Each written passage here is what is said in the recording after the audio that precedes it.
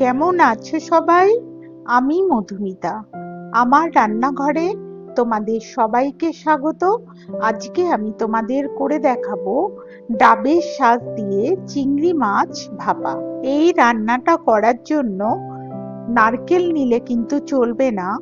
ডাবের ভেতরে যে নরম শাঁসটা পাওয়া যায় সেটাই কিন্তু এই রান্নাতে নিতে হবে। চিংড়ি মাছগুলো আমি আগেই বেছে ধুয়ে রেখেছিলাম। এবার চিংড়ি মাছে নুন ও হলুদ মাখিয়ে নেব।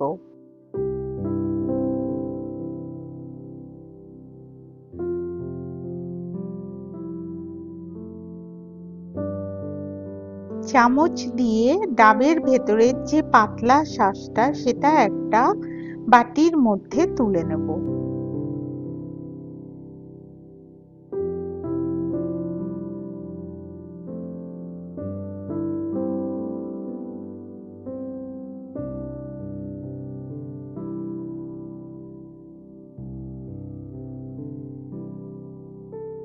মিক্সার জারের মধ্যে দিয়ে দিচ্ছি ডাবের শাঁস, 2 চামচ পোস্ত, সামান্য একটু তিল, 3টে কাঁচা লঙ্কা আর অল্প একটু নুন দিয়ে একটা পেস্ট তৈরি করে নিচ্ছি।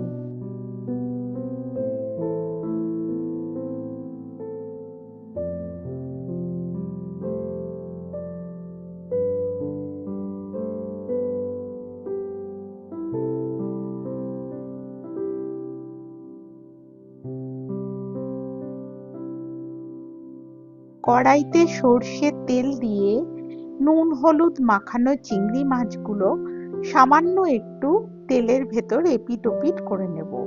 খুব কড়া করে কিন্তু ভাজা যাবে না, তাহলে মাছগুলো শক্ত হয়ে যাবে। চিংড়ি মাছগুলো সামান্য একটু ভাজা হয়ে গেলেই সেগুলোকে আমি বাটির মধ্যে তুলে নেব। এবারে চিংড়ি মাছের মধ্যে দিয়ে দিচ্ছি সর্ষে বাটা, নারকেল ও পোস্ত বাটা, কাঁচা লঙ্কা, একটু কাঁচা সর্ষের তেল আর নুন তো আমি আগেই নারকেল আর পোস্ত বাটার মধ্যে দিয়েছিলাম, তার জন্য আর আলাদা করে নুন দিচ্ছি না। এবারে সবকিছু চিংড়ি মাছের সাথে খুব ভালোভাবে মাখিয়ে নিতে হবে।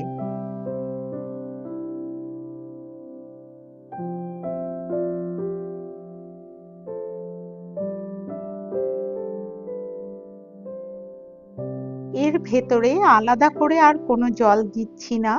মশলার বাটিটা ধুয়ে যেটুকুন জল হয় সেইটুকুনি কেবল দিচ্ছি।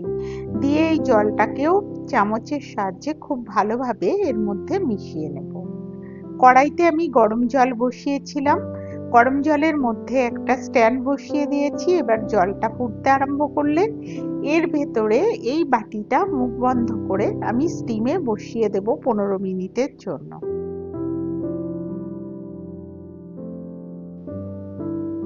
15 মিনিট স্টিমে বসানোর পর আমি গ্যাসটাকে অফ করে দিয়েছিলাম।